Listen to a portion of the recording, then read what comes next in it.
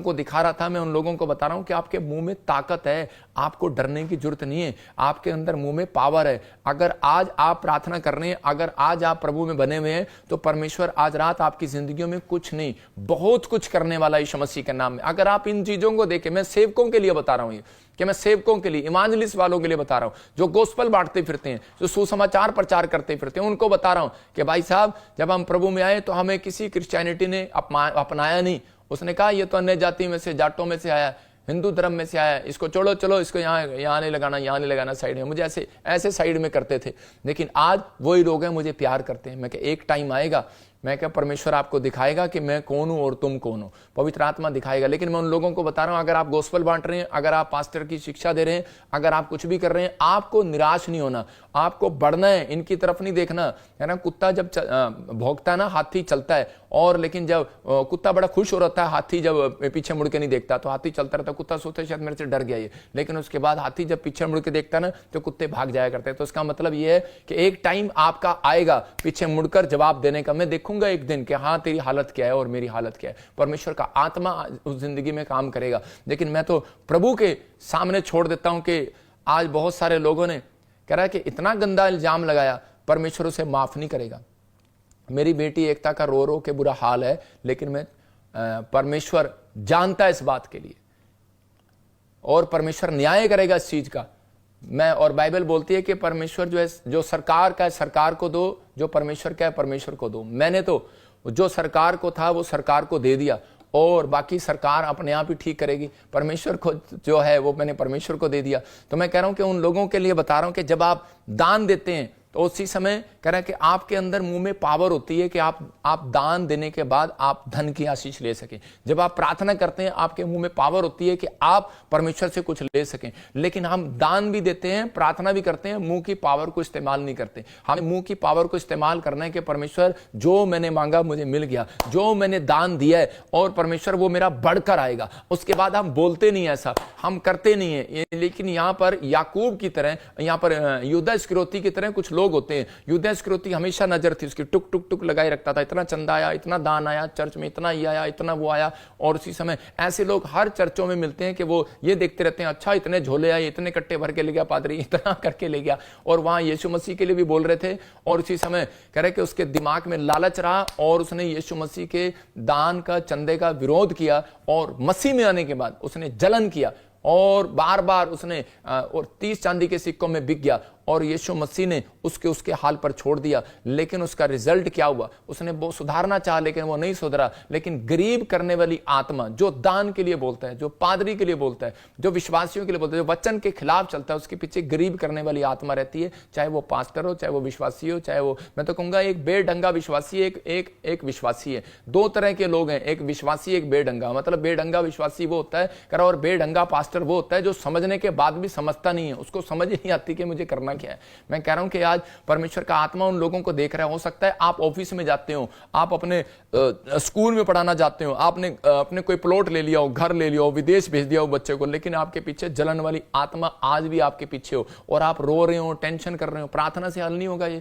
कह रहा है कि आपके दान देने से हल नहीं होगा ये उसको प्रार्थना में डांटने से हल होगा, उस घोषणा करने से हल होगा। उसको डांटो, और इसी समय वो जलन वाली आत्मा जाएगी यीशु मसीह के नाम में। आप नष्ट नहीं होंगे, आप गिराए नहीं जाएंगे, आप बढ़ेंगे। मैं बताता हूं कि जब मैं करनाल में सेवा कर रहा था तो उसी समय मैं प्रभु से बड़े टाइम से प्रार्थना कर रहा था, परमेश्वर साइकिल पे मतलब मोटरसाइकिल पे जाना पड़ता है, ट्रेन में जाना पड़ता है, बस में जाना पड़ता है सुसमाचार सुनाने के लिए, तो मुझे कार दे। तो उसी समय मेरे साथ जो लड़का था, हम कार लेने के लिए जब वहां पर गए तो उसी समय शोरूम में तो मुझे वो कार नहीं मिली, और उसी समय लोन लेने गए तो लोन नहीं मिला। तो मैंने प्रार्थना किया, पवित्र आत्मा ने मुझे बताया जो लड़का तेरे साथ है वो जलता है, वो कहता है इसके पास कार आ गई, मेरे पास कहां से आएगी।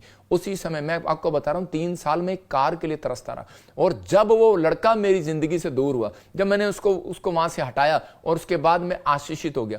परमेश्वर ने मेरे ऊपर आशीष दिया, मुझे कार भी मिली, और मैं उस कार से मैंने 14 चर्च लगाता था हरियाणा के अंदर, मैं सेवा करता था। मेरे जितनी सेवा नहीं किया किसी ने। आज लोगों को सिर्फ यूट्यूब पे बैठ के बातें बनानी आती हैं, लेकिन सेवा करनी है तो भाई साहब अभी आएगा समय, इंटरनेट उड़ जाएगा, उसके बाद पता लगेंगे रोटी कहां से खाएंगे। परमेश्वर का आत्मा अभी बताएगा, एटम बम गिरेंगे, अभी लड़ाइयां होने वाली हैं, अभी तो शुरुआत है। कह रहा है कि उसके बाद पता लगेगा रोटियां कैसे सेकते हैं। तो अभी जो है ये चीजों के लिए पवित्र आत्मा ने मुझे बताया कि तू उससे कह रहे कि अलग हो जा, और उसी समय जब मैं अलग हुआ तो मेरे ऊपर वो आशीष आने लगी। आज बहुत सारे लोग कह रहे कि आप चर्च बनाना चाहते हैं, आप घर बनाना चाहते हैं, बच्चे को विदेश भेजना चाहते हैं, लेकिन ये नहीं देखते आप कि आपके साथ कोई ऐसा व्यक्ति है जिसका फेस चढ़ रहा हो, जिसका मुंह चढ़ रहा हो। आप कैसे पहचानते हैं कि इसको जलन हो रही है, इसके अंदर कोई अच्छी बात नहीं है? इसलिए आपके कामों में डिले कर देता है दुष्ट आत्माएं, इसलिए वो रुक जाती हैं। इसलिए यीशु मसीह ने कहा जब तक 2 या 3 जन एक मन के नहीं होंगे और प्रार्थना नहीं करेंगे तब तक कहता है कि मैं उनके कामों को नहीं खोलूंगा। यहां पर निमिया 7 में देखते हैं, 7 के 1 में देखते हैं कि लिखा है जब शहरपनाह बनाई गई उसने अपने साथ कौन 3 लोग रखे, गवैये, लेविये और द्वारपाल। मतलब वर्शिप करने वाले, पास्टर और वॉलंटियर। इसका मतलब कि ये एक चर्च की जान होती है। ऐसा ही एक घर में और बिजनेस में कहता है कि अगर आपके घर में वर्शिप करने वाले बच्चे हैं, अगर आपके घर में कह रहा है कि प्रार्थना करने वाली माँ है, अगर आपके घर में कहता है कि आपके नौकर भी अगर प्रार्थना करने वाले सिक्योरिटी गार्ड हैं, मैं कह रहा हूं परमेश्वर आपको बढ़ाता चला जाएगा। 52 दिन में नेमिया ने घर बना लिया, सिर्फ 52 डेज में। हम अपने साथ सेवकाई में, बिजनेस में, घर में, बाहर कहता है कि हम ये चीजें नहीं करते, इसलिए हमारे जीवन में प्रॉब्लम रहती है। इसलिए पवित्र आत्मा चाहता है कि अगर 2 जन भी आपके साथ प्रार्थना करने वाले होंगे तो याद रखना परमेश्वर आपके जीवन में 2 या 3। देखो नेमिया ने क्या किया, 2 या 3, उसने 3 बंदे रखे, गीत गाने वाले, वर्शिप करने वाले, प्रार्थना करने वाले, मतलब, और कह रहा कि द्वारपाल, गेट कीपर। मतलब आज आपको गेट की कीपर नहीं करना, अपने गेट की रखवाली करनी है, अपने बच्चों की रखवाली करनी है, अपनी आत्मा की रखवाली करनी है। आप दूसरे की आत्मा की रखवाली कर रहे हो। बाइबल बोलती है जैसा बोएगा वैसा काटेगा, एक दिन तेरे साथ भी वैसा होगा। तो आज कह रहा कि पता नहीं कितने लोग हैं, लोग मजाक उड़ाते हैं, उसका तलाक हो गया, उसने दूसरी शादी कर ली, उसके तीसरी शादी कर ली। मैं कह रहा हूं कि आज परमेश्वर मजाक उड़ाने वालों का पलटा जरूर लेगा।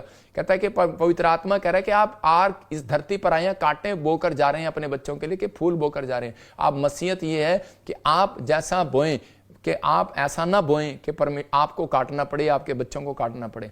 हम लोग चाहते हैं कि परमेश्वर का आत्मा उन लोगों की जिंदगी में काम करना चाहता है, उनकी प्रोग्रेस करना चाहता है। कह रहा है कि जिनके मुंह के शब्दों में ताकत है, जिनके मुंह के शब्द ऐसे निकलते हैं सामने वाला सुसमाचार सुनते ही ग्रहण कर लेता है। याद रखना आपके मुंह के पावर की, आपके मुंह के स्वभाव को देखना चाहता है परमेश्वर। आप किस तरह के लोग हैं, आप किस तरीके से परमेश्वर के पास आते हैं। अगर ऐसे लोग आपके साथ रहते हैं आपकी तरक्की कभी नहीं होगी, आपके काम डिले होने लगेंगे। और अगर आज आप विश्वास कर रहे हैं, अगर प्रार्थना करने वाले लोग आपके साथ हैं तो आपके घर में झगड़े होने बंद हो जाएंगे, तरक्की होनी शुरू हो जाएगी, आपका चर्च कहता बढ़ने लगेगा, सेवकाई बढ़ने लगेगी। ये चीजें कहता कि आपको अपनी लाइफ में रखने, ऐसी संगति अगर आप अपने साथ रखेंगे घर में, परिवार में, बाहर, तो पवित्र आत्मा आपकी लाइफ में प्रोग्रेस करेगा। लेकिन उन लोगों के लिए पवित्र आत्मा ने सावधान किया, इसको ध्यान से सुनना। 2 यूहन्ना 1:10 और 11 में देखो